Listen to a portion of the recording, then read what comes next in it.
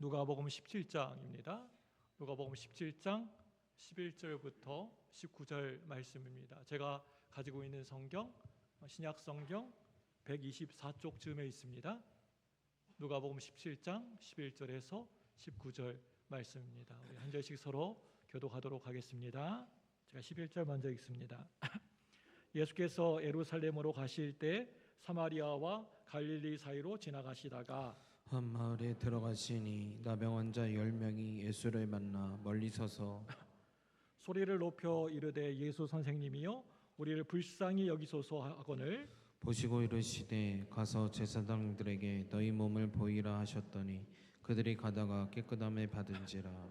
그 중에 한 사람이 자기가 나은 것을 보고 큰 소리로 하나님께 영광을 돌리며 돌아와 예수의 발 아래에 엎드려 감사하니 그는 사마리아 사람이라.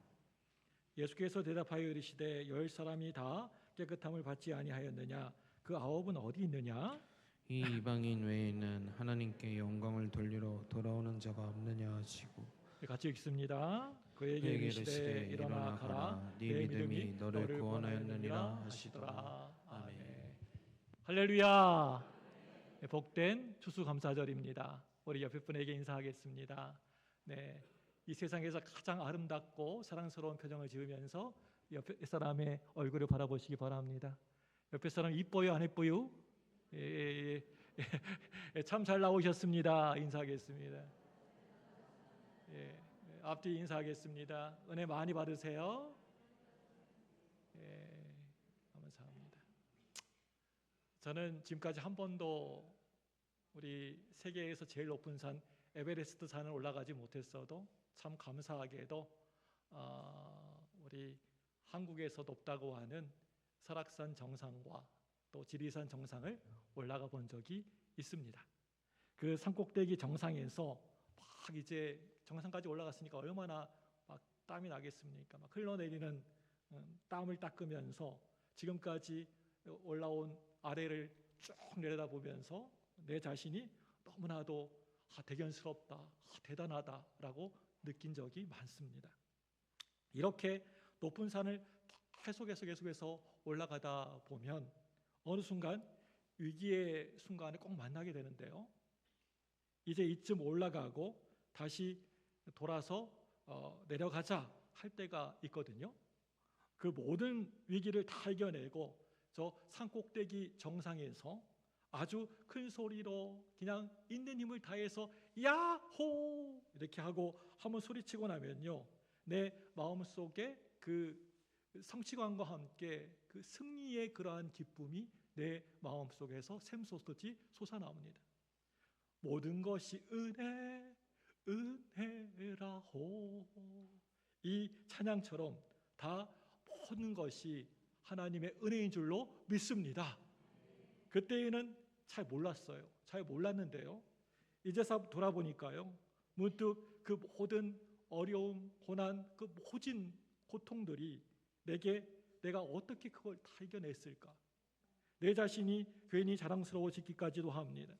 너무나도 힘들고 어려워서 안 되나 보다, 그냥 포기해버리자 하고 진짜 모든 것을 다 내려놓고 포기하고 싶을 때가 있었습니다.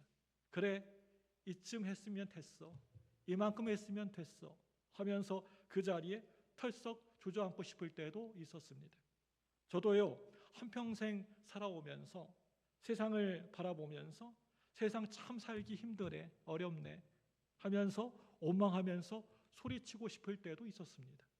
그 모든 것을 참아내면서 하나님 앞에서 감사하고 또 감사하면서 살아간다는 게 그렇게 말처럼 만만한 걸음은 아니었던 것 같습니다. 오늘 감사주일에 문득 제 마음속에 이런 생각이 드는 겁니다. 하나님은 우리에게 왜 감사절을 지키라고, 여러 날일도 있었는데 왜 특별히 감사절을 지키라고 그렇게 명령하셨을까? 여러분 한번 고민한 적 있습니까? 하나님 왜 감사절을, 특별히 왜 감사절을 지키라고 했을까? 인생을 살아가면서 많이 고달프고 또 많이 아파도 그럼에도 불구하고 감사하면 능히 넉넉히 이길 수가 있다. 감사해야 이긴다. 고난이 크면 클수록 위기가 심하면 심할수록, 고통의 시대를 살아가면 살아갈수록 감사하면 그 감사하는 것이 승리의 길이다.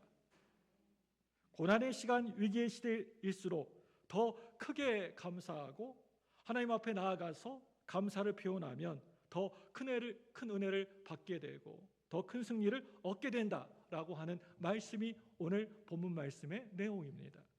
오늘은 추수감사주일입니다. 유대인의 3대 절기 가운데 초막절에 해당되는 절기인데요, 1년 농사를 다 끝마치고 7일 동안 이렇게 나뭇가지야 이런 것들로 초막을 짓고 밖으로 나와 살면서 출애굽 광야 40년 동안 하나님이 어떻게 우리와 그 기간 동안, 그 세월 동안 동행하셨는가, 구름 기둥과 불 기둥으로 성령이 임재하셨던 바로 그 사건을 재현하는 게 바로 초막절입니다. 한마디로 하나님이 늘 함께 해주셨던, 동행해 주셨던 하나님의 은혜를 감사하는 절기입니다. 여러분, 이 추수감사절에 내가 얼마나 많이 얻었나, 내가 얼마나 많이 쌓아두었냐 라고 하는 이야기가 아닙니다. 내가 1년 동안 얼마나 추수했느냐, 그런 잔치가 아닙니다. 이 추수감사절은요, 추수 이전의 구원의 감사입니다. 하나님의 자녀가 된 것에 대한 감사입니다. 천국 백성이 된 것에 대한 감사의 표현입니다. 나를 죽이지 않고 살려주신 것에 대한 감사입니다. 오늘 말씀은요, 10명의 나병 환자들이 예수님을 만나게 되어서 예수님의 치유를 경험하게 되었다라고 하는 이야기입니다. 다들 잘 알고 있는 그런 말씀입니다. 그런데 그 중에서 9명은 치유를 경험하자마자 뒤도 돌아보지 않고 세상으로 막 달려가 버리고 말았습니다. 오늘 말씀 보니까요, 꼭 이방인 한 명만이 치유를 경험하고 예수님께 다시 돌아와서 예수님을 만나게 되었다라고 하는 그런 이야기입니다. 오늘 말씀은요, 이 모습은요, 마치 은혜 입은 사람들의 축소판이라고 할 수가 있습니다. 오늘 예배 드리는 이 현장에, 이곳에 축소판이라고 할 수 있습니다. 우리가 이 시간 예배 드리는 중에 말씀 듣다가 또 찬양하다가 기도하다가 감동을 받습니다. 막 은혜를 받습니다.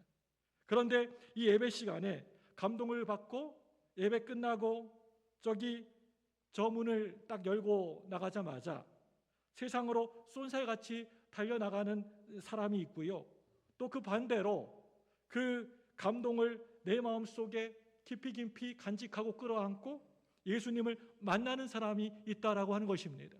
오늘 이방인 한 사람처럼요, 사람들이 오늘 말씀에 10명의 나병 환자들의 모습처럼 다들 각각 다릅니다. 여기에 수많은 분들이 앉아 계시지만 다 각각 다른 마음이 있습니다. 우리는 이 세상 살아가다가 수도 없이 많은 문제들에 이리저리 부딪힐 때가 많지 않습니까? 잘 가다가 고난과 시련을 만나게 됩니다. 어느 때에는 질병을 만날 때도 있습니다. 그런데 여러 문제들을 만나게 되었을 때 하나님 앞에 나아가서 기도하고 치유받고 해결받게 됩니다. 사람들 중에 자기 병만 낫고 그걸로 그냥 나 병 고쳤으니까 됐어 하고 끝나는 사람이 있고요, 고난만 해결받고 돌아가는 사람이 있는가 하면은 오늘 말씀에 예수님께로 다시 돌아온 사람처럼 그 감사를 끌어안고 다시 돌아와서 예수님을 만나고 간증하는 사람이 있다는 겁니다. 믿음 가져서 가난하게 살던 사람이 부자가 되었습니다. 돈이 많이 생기게 되었습니다. 그런데 그것 때문에, 그 부 때문에, 그 재물과 돈 때문에 망하는 사람이 있는 것을 보게 됩니다. 건강 때문에 망하게 되는 사람도 보게 됩니다. 그런데 예수님께로 돌아와서 내가 왜 물질을 얻었는지, 내가 왜 건강을 얻게 되었는지 그 이유를 예수님에게 분명히 발견하고 세상을 살아갈 때 다르게 살아가는 사람들이 있더라 하는 겁니다. 모든 은혜는 우리 예수님에게서 나오는 줄로 믿습니다. 다른 것으로 나오는 게 전혀 없습니다. 오직 예수님께 나오는 겁니다.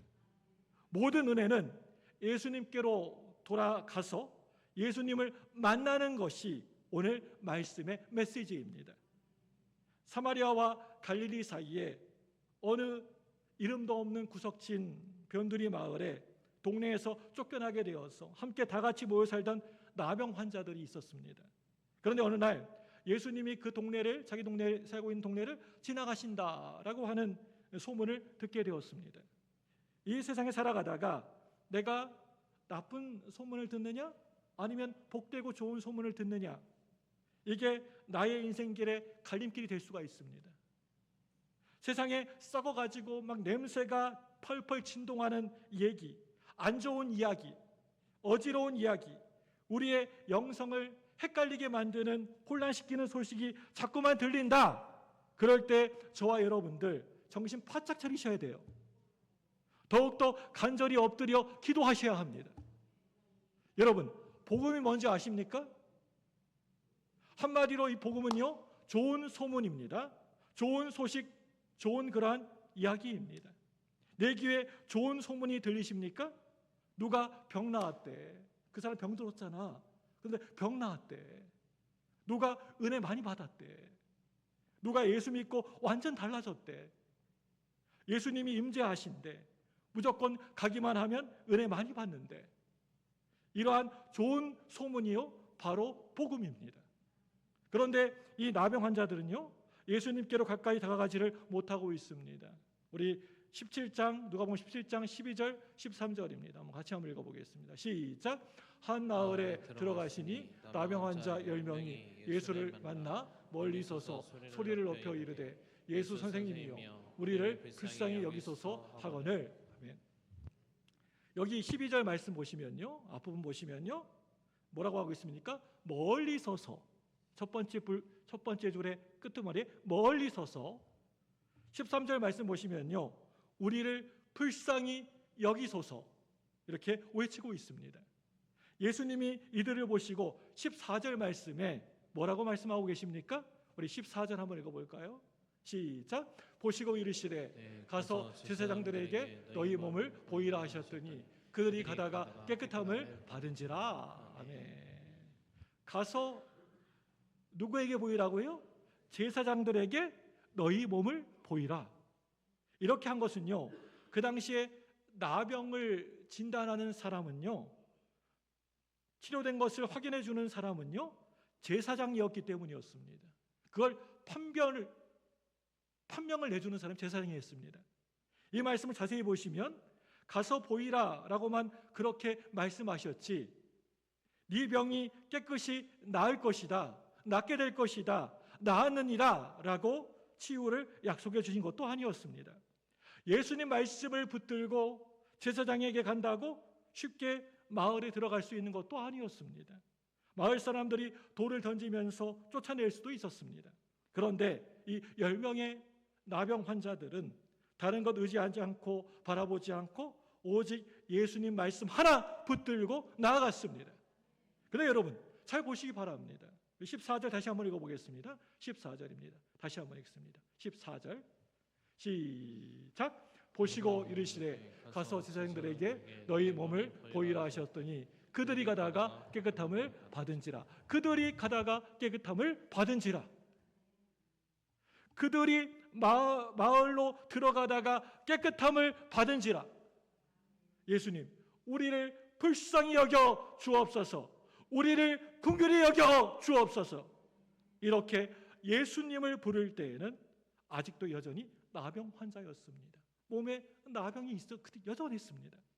가서 제사장들에게 너희 몸을 보이라 라고 말씀하실 때에도 역시 여전히 나병 환자였습니다. 그런데 가다가 깨끗함을 받았느니라. 뭐 하다고요? 가다가 깨끗함을 받았느니라. 자신의 나병이 나았다라고 하는 것은 오늘날에도 마찬가지겠지만요, 그 당시에는 정말 놀랄만한 기적 중에 기적이지 않습니까? 이제 죽음의 자리, 저주의 자리에서 살아나게 된 것입니다. 그런데도 예수님께로 달려와서 큰 소리로 하나님께 막 영광을 돌리고 감사한 사람은 그 중에 단 한 사람, 이방인 한 사람뿐이었습니다.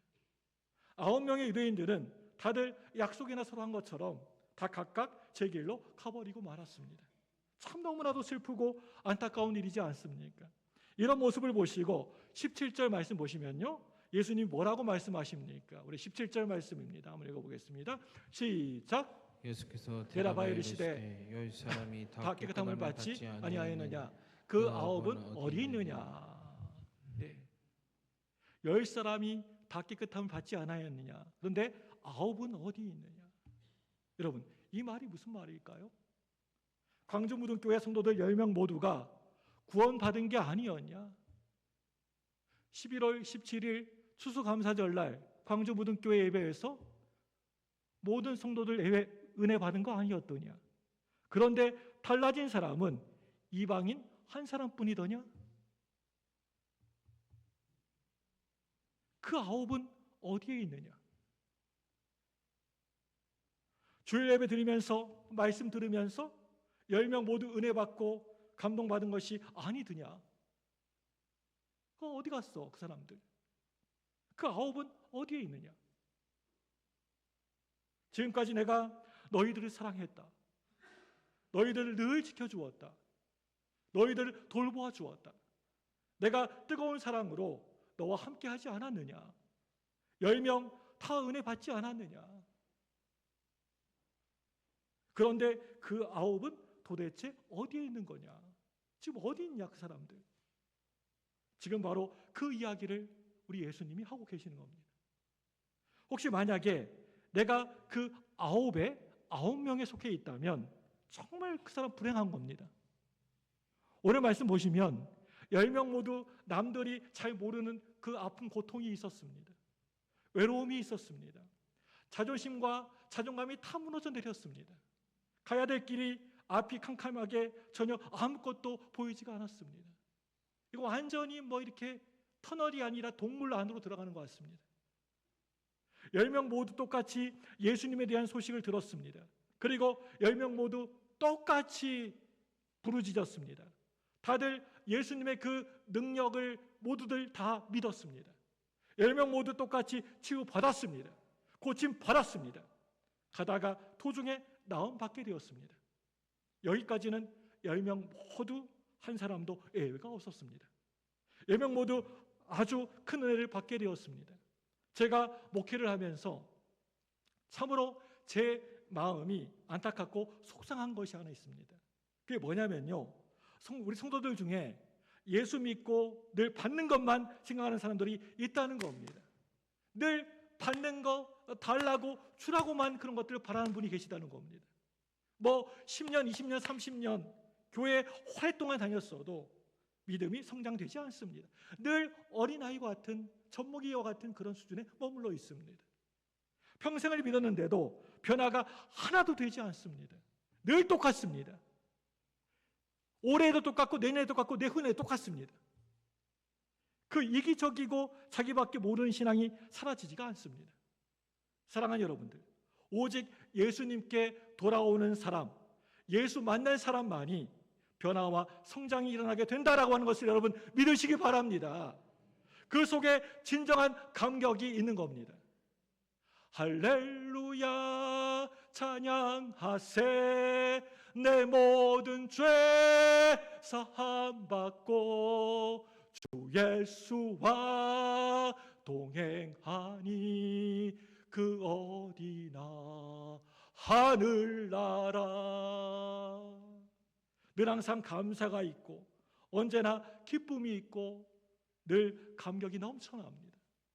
은혜는 이 세상 다른 곳에서 어떤 사람에게서 오는 것이 아니고요, 예수님에게서 오는 줄로 믿습니다.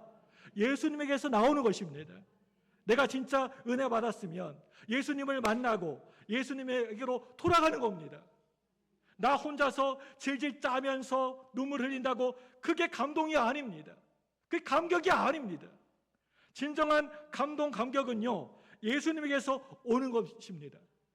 내가 꼭 예수님 만나야 합니다. 교회 나와서 예배 드리면서 다른 것 만나고 하시면 안 됩니다. 예수님 만나시기 바랍니다.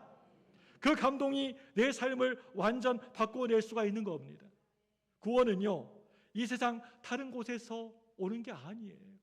오직 예수님에게서 오는 겁니다. 그리고 예수님에게 돌아가서 예수님을 만나는 것입니다. 어떤 사람들 곁에 가면 늘 불평과 불만의 악취가 진동을 합니다. 막 엄청나게 드러납니다.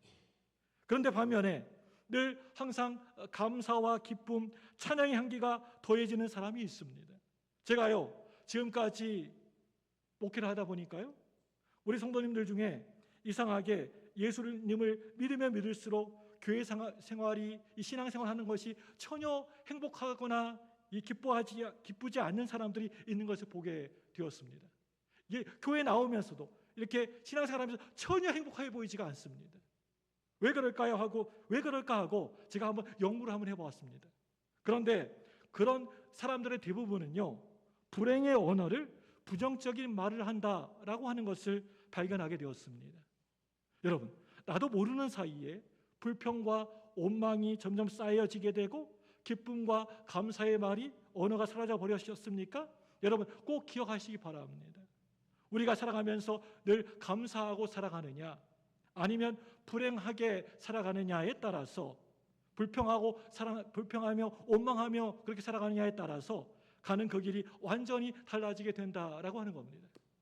10명의 나병 환자가 자신의 병이 낫게 되니까 다들 야호 하면서 소리 질렀지만 그 의미가 완전 달랐다는 겁니다. 우리 15절과 16절 말씀 볼까요?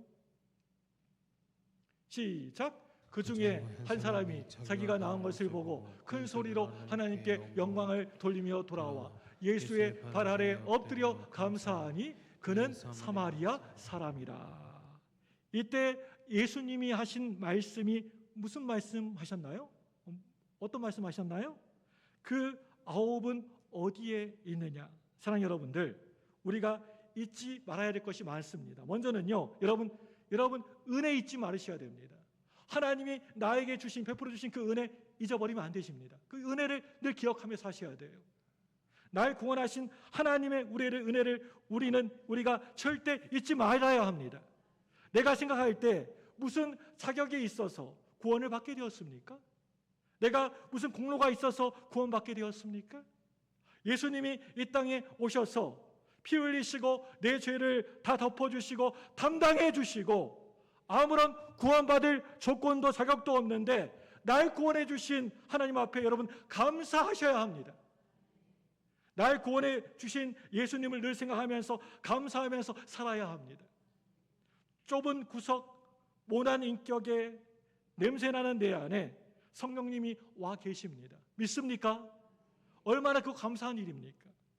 나병 환자를 어루만져 주셨던 그 예수님이, 소경의 눈을 쓰다마 주셨던 그 예수님이 죽은 자를 향하여 나사로야 나오너라 라고 말씀하셨던 그 예수님이 내 곁에, 내 안에 지금도 함께 계십니다.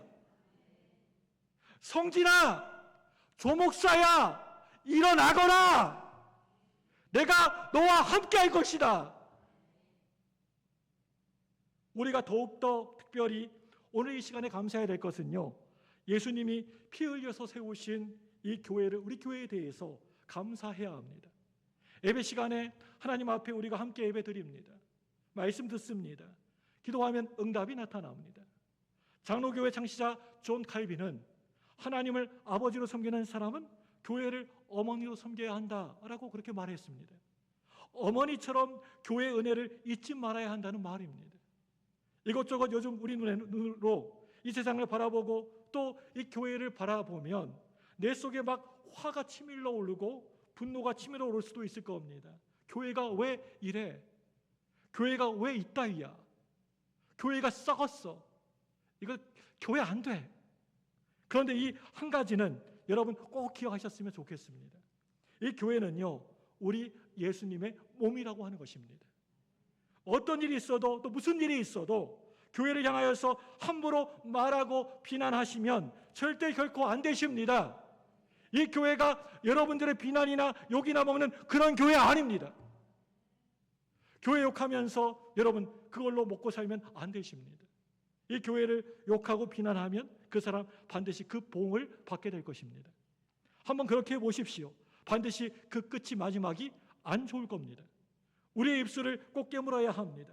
이 교회, 우리 교회 황주무등교회는요, 눈물로 반드시 지켜야 할 교회인 줄로 좀 믿습니다. 어떤 일이 있어도 이 교회는 지켜야 합니다. 교회를 사랑하고 교회의 은혜를 잊지 말고 여러분 살아야 합니다. 그리고 또 한 가지요. 우리 부모님을 감사하면서 살아야 합니다. 저는요 참으로 지독히도 가난한 목사의 가정에서 태어났습니다. 입을 것 먹을 것 제대로 먹지 못하고 참 힘들게 살아왔습니다. 그런데 밥은 제대로 못 먹였지만 우리 아버지 어머니 우리 부모님들은요 다른 것은 잘 못 먹여도 하나님 말씀만큼은 기도만큼은 반드시 먹이셨습니다. 좋고 따뜻한 옷은 입혀주지는 못하였지만 그 아버지 우리 어머니의 눈물의 기도로 저를 입히시고 키우셨습니다. 부모님들이 늘 하셨던 말씀이 너는 하나님이 지켜줄 거야. 나는 뭐 없어가지고 너 도와주지 못하지만 하나님이 너 도와주실 거야. 지켜주실 거야. 하나님이 너와 함께 해주실 거야. 평생을 새벽마다 울면서 기도하셨던 내 어머니, 내 아버지. 만약에 그분들이 안 계셨더라면 오늘의 내가 있을 수가 있었을까요? 다른 세상적인 것들은 단 한 푼도 땡전 한 푼도 물려주지 않으셨지만 이 믿음의 유산만큼은 물려주셨습니다. 저는요 이게 너무나 감사해요. 제 친구 목사들도 그 믿음의 그러한 아버지 어머니가 있었던 걸 제일 부러워하더라고요. 성진아, 나는 네가 기도해줬던 아버지 어머니가 있던 게 제일 부러워라고 친구들이 다 그렇게 얘기를 합니다. 믿음의 유산 감사합니다. 지금까지 살아오면서 세상 살기가 그렇게 만만하지 않았지만 여태까지 밥 한 번 굶어본 적이 없었습니다. 밥 못 먹어본 적이 없었습니다. 입을 옷이 없어서 옷 벗고 산 적이 단 한 번도 없었습니다. 어떻게 이런 믿음의 내 어머니 또 내 아버지를 불평하고 원망하고 살 수가 있겠습니까? 왜 저를 태어나게 하셨어요? 이렇게 불평할 수가 있겠습니까? 평생 내 어머니, 내 아버지에게 감사하며 살아도 늘 부족하다고 생각합니다. 그렇기 때문에 저에게 그 어떤 불평도 있을 수가 없습니다. 모든 것이 다 감사할 뿐입니다. 여러분, 이게 은혜가 아니고 또 무엇이겠습니까? 내가 살아가면서 의지할 데 없어서 하나님만 바라보고 의지하면서 살았습니까? 다른 게 복이 아니고요. 바로 그게 복입니다. 세상 의지 못하고 사람 의지 못하고 기대지 못하고 하나님만 붙들고 예수님만 바라보는 거 그게 복입니다. 모든 것이 협력하여서 선을 이룬 겁니다. 내가 그렇게 잘 나가가지고 이 자리에 지금 앉아 있는 겁니까? 내가 가질만 해서 그거 가진 겁니까? 내가 누릴만 해서 그런 것들 누린 것입니까? 솔직히 말하면요, 이 모든 것이 다 하나님 은혜가 아니면요 안 되었던 일들 아닙니까? 솔직히 하나님의 은혜 아니었습니까? 그게 모든 것이 다 하나님 은혜 아닙니까? 은혜 하나님의 은혜입니다. 오늘 말씀 보시면 예수님께 돌아올 때 예수님이 뭐라고 말씀하십니까? 우리 19절 말씀 볼까요? 19절입니다. 시작. 그때 이르시되 일어나 가라. 내 믿음이 너를 구원하였느니라 하시더라. 일어나 가라. 내 믿음이 너를 구원하였느니라. 할렐루야. 뭐가 구원했다고요? 내 믿음이. 사랑하는 여러분, 이 세상 살아갈 때 또 신앙생활할 때 그저 감동만 안고 살아가지 않았으면 좋겠습니다. 감동은요 그 유통기한이 있어요. 유효기간이 있어요. 금방 사라져 버려요. 그거 붙들고 평생 여러분 못 살아갑니다. 그저 치유만 안고 살아가지 않았으면 좋겠습니다. 뭐든 늘 성공만 안고 살아가지 않으셨으면 좋겠습니다. 가장 중요한 것은요 우리가 예수님께 돌아와야 한다는 것입니다. 예수님께 붙어 있어야 된다는 것입니다. 이게 사실 가장 중요한 겁니다. 오늘도 예수님이 말씀하십니다. 제발 돌아와라. 돌아와라. 돌아와라. 내 안에 은혜가 있다. 돌아와서 나랑 함께 살자꾸나. 내 안에 모든 게 다 있어. 나한테 와라. 와라. 와라. 다 같이 기도하겠습니다. 두 손 번쩍 드시고 저를 따라서 해주시기